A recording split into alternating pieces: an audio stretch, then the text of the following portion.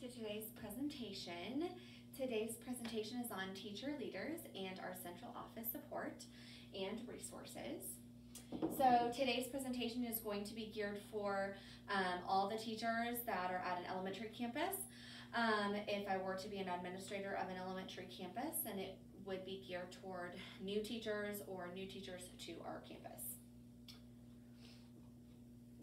So, what are teacher leaders and who do we serve? Well, this is actually not a presentation for kids and how we serve the kids, but how we serve y'all.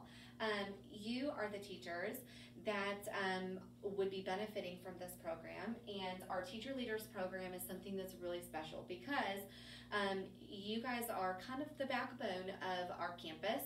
And teachers drive that everyday instruction for our kids, and we really want to exemplify and really acknowledge and highlight that great teaching. And this is going to be an opportunity for you to do that. So our Teacher Leader program basically consists of some leadership opportunities for committees. It also is a chance for you to highlight great teaching that you're doing in your classrooms, and an opportunity for you to teach others how you're doing that teaching strategy or that great teaching, so we can all be doing that. Do teachers have to qualify for the program? There is no qualification necessary. So I know you're thinking, I'm a new teacher, I don't have anything to offer, I'm just learning, but that's not true. Every new teacher and every new teacher to our campus offers something great, and every teacher has their own teacher autonomy and their own style, and we want to be able to use great techniques and the best practices that we can for our learners. So something to keep in mind though, and to kind of think about yourself and think about what type of personality you have, that could help you to decide maybe what type of leadership opportunities would be best for me. So some things that you can think about are you kind of a star and an achiever? You're wanting to really achieve and set your goals high? Are you more of a workhorse? You just work really hard? Are you kind of more laid back, and maybe you're a person that kind of does what needs to get done but not a whole lot more? And maybe you're not sure. Maybe you don't know what type of personality or what type of teacher you are, and maybe you're just getting to know that this year.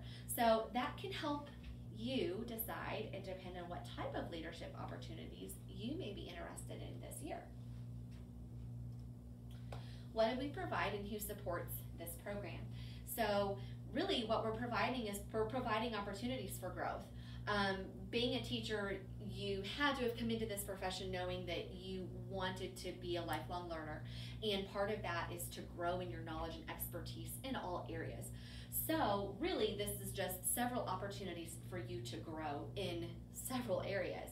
So all the teachers on campus, we support each other. We work on collaborative teams, and we're all here for one another.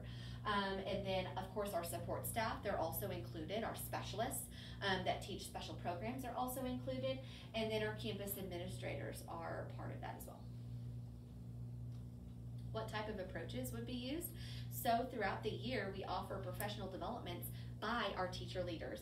So anyone who we see doing great teaching, we might be like, hey, I really want you to teach this technique or teach this strategy at our next campus professional development.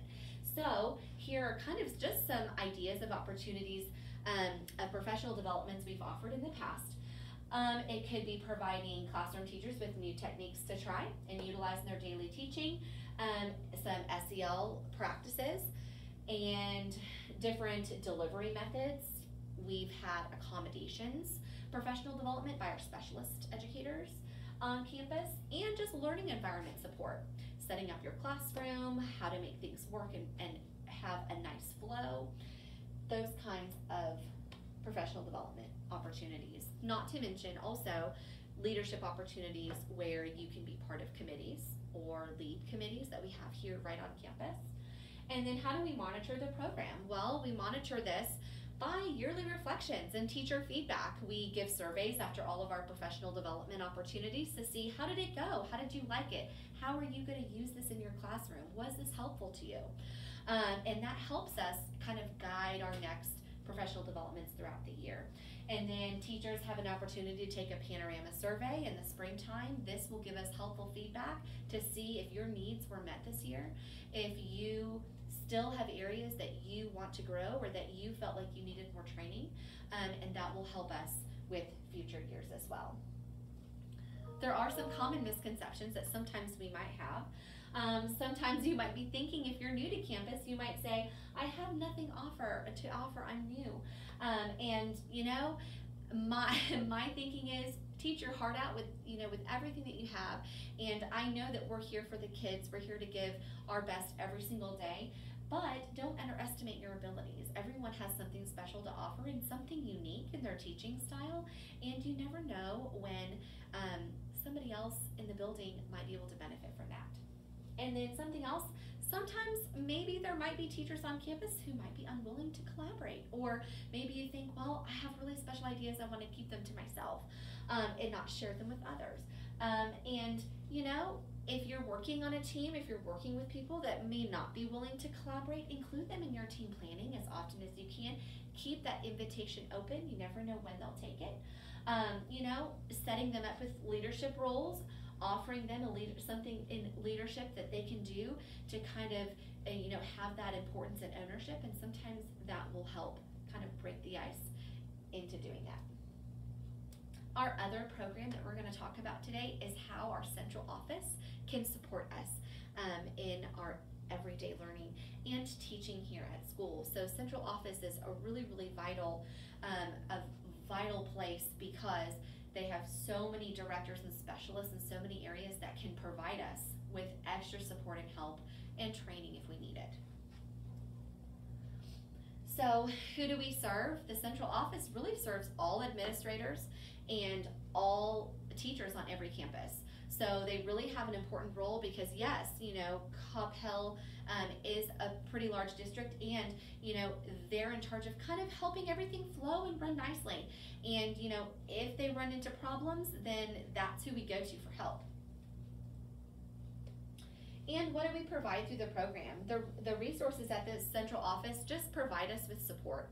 So, you know, that can come in the form of new trainings, it can come in the form of webinars, can come in the form of emails to us with updates on anything.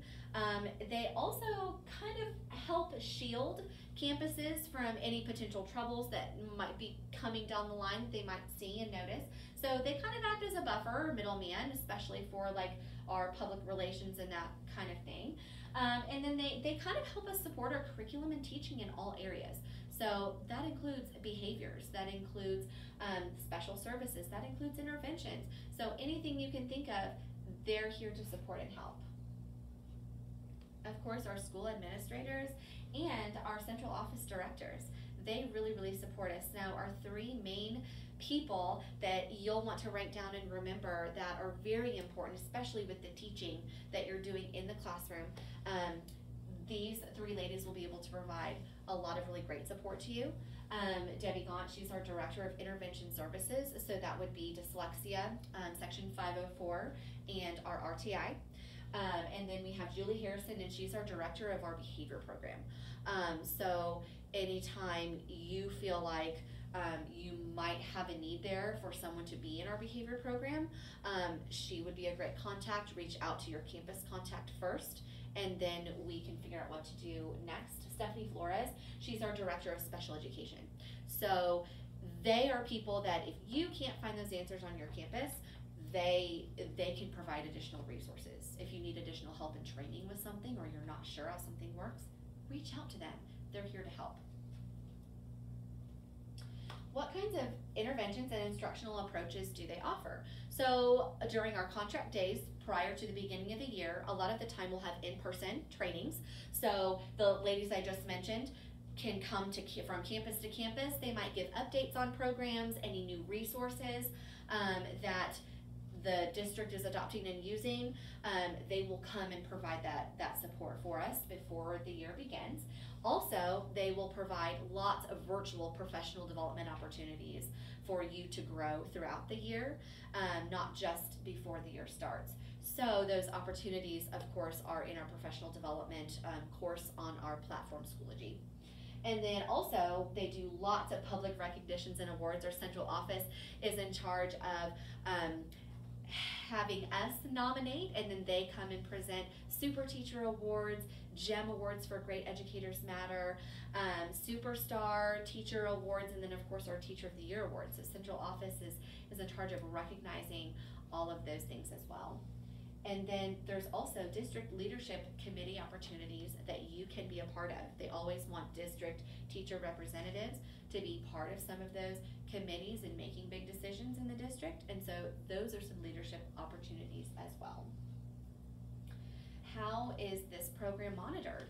So they want to know if they're able to offer us the support that we're needing. And they want to know if your needs are being met and you're receiving the training that you need. And so through our panorama results, that's something they look at every year to see if there's any additional training or professional development that they feel campuses or the staff as a whole really need to have. And then of course yearly reflections by administrators and staff. So we do reflect as a campus, and those are shared with our central office. Some common misconceptions.